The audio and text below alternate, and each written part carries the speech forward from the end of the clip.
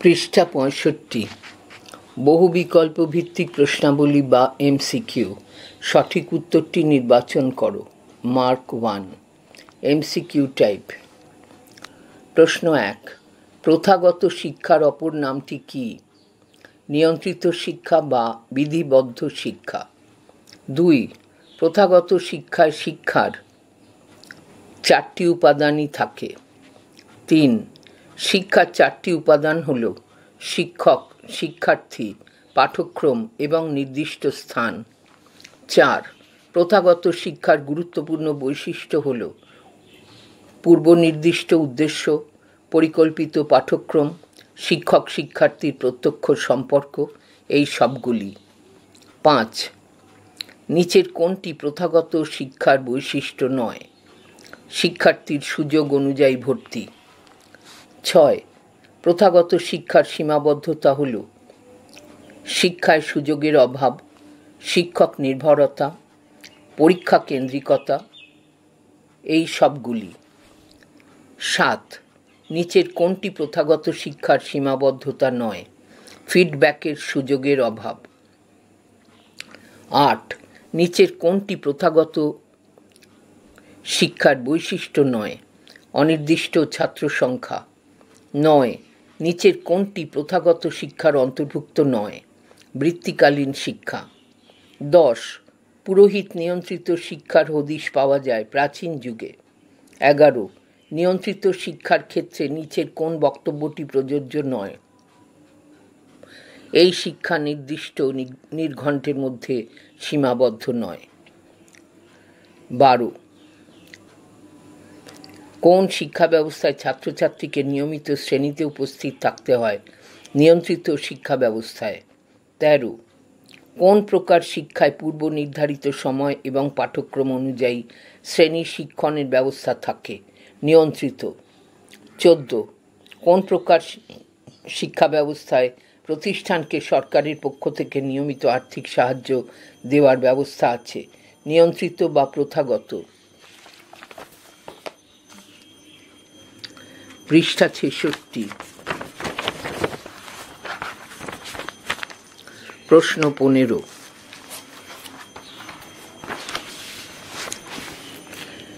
কোন শিক্ষায় কঠোরভাবে শৃঙ্খলা অনুসরণ করা হয়?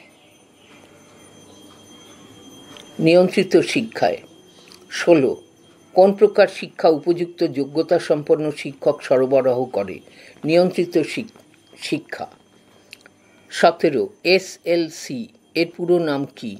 School level certificate. ১৮।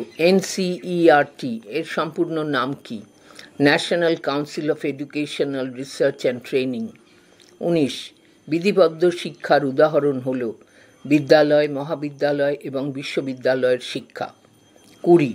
বর্তমানে প্রচলিত বিদ্যালয়ের শিক্ষা ব্যবস্থাকে বলা হয় প্রথাগত শিক্ষা। ২১। নিচের শিক্ষা ব্যবস্থাগুলির মধ্যে কোনটিতে ছাত্র শিক্ষক মুখোমুখি আলোচনার সুযোগ পায়? নিয়ন্ত্রিত শিক্ষায়। ২২।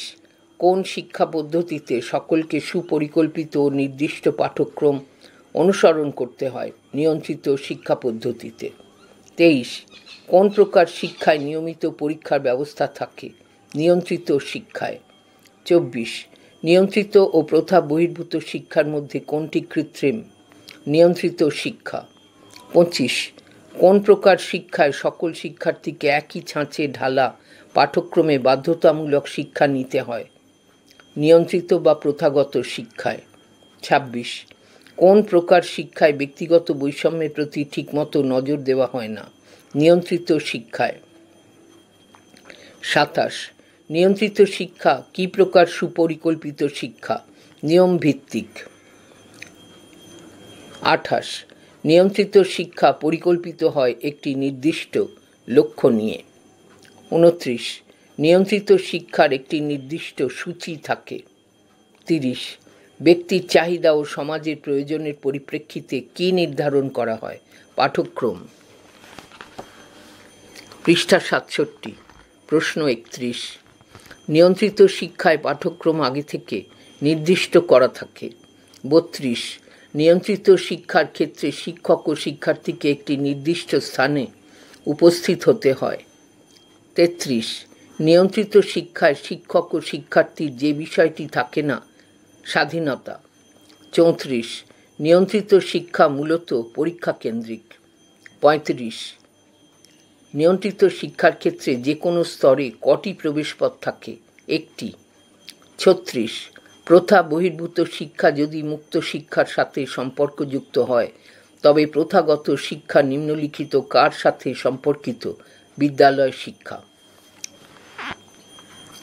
37 শিক্ষার প্রধান উপাদান কটি? 4টি। 38 ইকো ক্লাব হল পরিবেশ বিষয়ক সংস্থা। 39 নিম্নলিখিত সংস্থাগুলির মধ্যে কোনটি অনিয়ন্ত্রিত শিক্ষার সংস্থা নয়? সমষ্টি উন্নয়ন কেন্দ্র। 40 আমাদের জীবনে অধিকাংশ শিক্ষার উৎস হল অনিয়ন্ত্রিত শিক্ষা। 41 শিক্ষার প্রধান উপাদান কি? শিক্ষার্থী। 42 যুগের সঙ্গে পরিবর্তনের পরিপ্রেক্ষিতে শিক্ষাকে কটি শ্রেণীতে ভাগ করা যায়? 4টি। 43 অনিয়ন্ত্রিত শিক্ষার উৎস হল প্রাকৃতিক পরিবেশ, সামাজিক পরিবেশ, মনস্তাত্ত্বিক পরিবেশ, ওপরের এই সবগুলি। 44 উদ্দেশ্যের ভিত্তিতে শিক্ষাকে কটি শ্রেণীতে ভাগ করা যায়? 4টি। 45 কোন প্রকার শিক্ষায় মূল্যায়ন ব্যবস্থা থাকে না? অনিয়ন্ত্রিত শিক্ষায়। 46 অনিয়ন্ত্রিত শিক্ষা প্রসঙ্গে যে তথ্যটি সঙ্গতিপূর্ণ নয় সেটি হল এই শিক্ষায় নির্দিষ্ট পাঠ্যক্রম থাকে।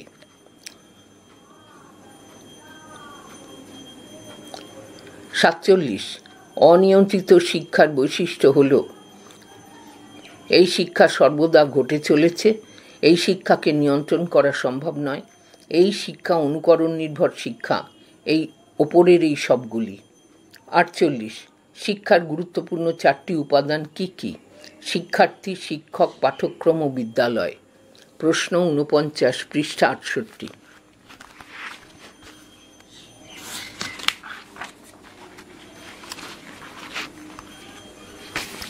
পৃষ্ঠা 68 প্রশ্ন 49 নিচের কোনটি অনিয়ন্ত্রিত শিক্ষার বৈশিষ্ট্য নয়? অপরিকল্পিত, তাই দৈনন্দিন জীবনযাত্রায় এর প্রয়োজন নেই। 50 প্রাচীন যুগের শিক্ষা বলতে কোন কোন শিক্ষাকে বোঝায়? বৈদিক ব্রাহ্মণ্য শিক্ষা এবং বৌদ্ধ শিক্ষা। 51 অনিয়ন্ত্রিত শিক্ষায় শিক্ষার প্রধান 4টি উপাদানের মধ্যে কোন 3টিকে দেখা যায় না? শিক্ষক, পাঠ্যক্রম ও শিক্ষালয়।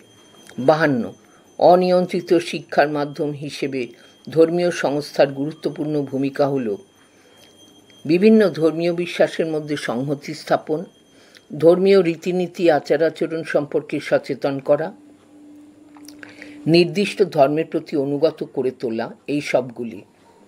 53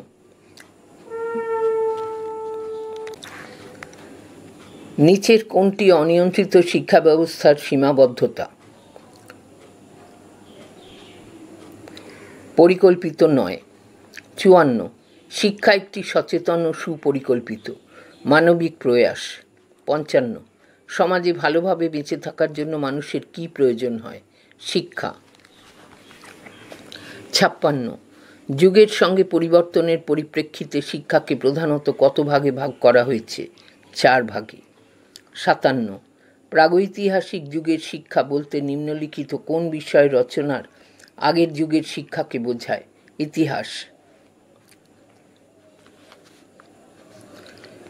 58 প্রাচীন যুগের শিক্ষাকে প্রধানত কয় ভাগে ভাগ করা যায়? 2 ভাগে। 59 মধ্যযুগের শিক্ষা বলতে কোন যুগের শিক্ষাকে বোঝায়? ইসলামিক শিক্ষা।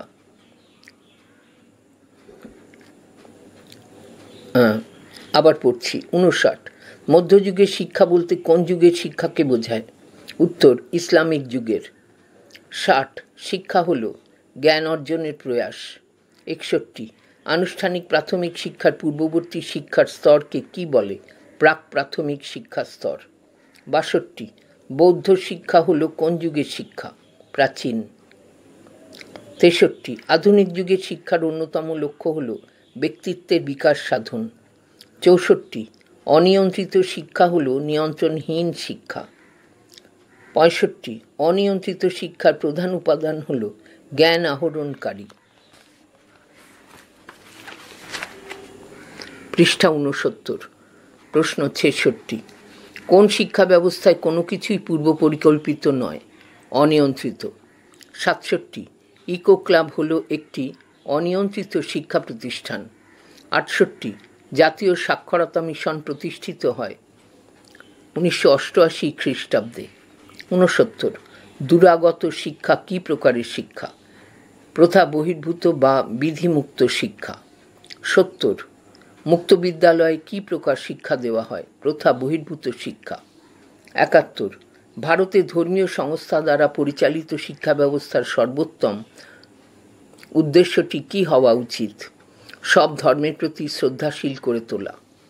72 একটি নির্দিষ্ট স্থানে নির্দিষ্ট সময়ে সাক্ষরতার জন্য যখন বয়স্ক ব্যক্তিগণ শিক্ষা গ্রহণ করেন তখন তাকে বলা হয় প্রথা বহির্ভূত শিক্ষা। 73 প্রথা বহির্ভূত শিক্ষার বৈশিষ্ট্য হল শিক্ষা প্রতিষ্ঠানের চার দেয়ালের মধ্যে আবদ্ধ নয়, পাঠ্যক্রম নির্বাচনের স্বাধীনতা বর্তমান, জীবনব্যাপী শিক্ষার সুযোগ বর্তমান, ওপরের সবগুলি। 74 নিচের কোনটি প্রথা বহির্ভূত শিক্ষার বৈশিষ্ট্য নয়? ব্যয়বহুল শিক্ষা। 75 নিচের কোনগুলি সঠিক নয়? প্রথা বহির্ভূত শিক্ষা সুপরিকল্পিত নয়, প্রথাগত শিক্ষার পরিবর্তে সংগঠিত হয়, শিক্ষা প্রযুক্তি অধিক ব্যবহৃত হয়, প্রথাগত শিক্ষা অপেক্ষা নিম্নমানের। উত্তর 1 এবং 2। অর্থাৎ সুপরিকল্পিত নয় এবং প্রথাগত শিক্ষার পরিবর্তে সংগঠিত হয়। 76 প্রথা বহির্ভূত শিক্ষার বৈশিষ্ট্য হল শিক্ষণের থেকে শিখনের ওপর গুরুত্ব আরোপ, বাস্তব জীবনের উপযোগী কোর্স সংগঠন, নিরবচ্ছিন্ন মূল্যায়ন, ওপরের সবগুলি। 77 সাধারণ শিক্ষার কোন স্তরে প্রথা বহির্ভূত শিক্ষার ব্যাপক প্রসার ঘটেছে? উচ্চশিক্ষা স্তরে। 78 প্রথা বহির্ভূত শিক্ষাকে কটি ভাগে ভাগ করা যায়? 6টি।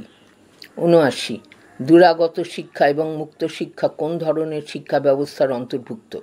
প্রথা বহির্ভূত শিক্ষা। 80 দূরাগত শিক্ষার একজন বিশেষজ্ঞের নাম হল কি জ্ঞান? 81 কোট দূরাগত শিক্ষা হল দূর শিক্ষণ এবং দূর শিখন আনকোট উক্তিটি কার? কি জ্ঞানের? 82 ভারতে দূর শিক্ষা সর্বপ্রথম কোথায় চালু হয়? দিল্লি বিশ্ববিদ্যালয়ে।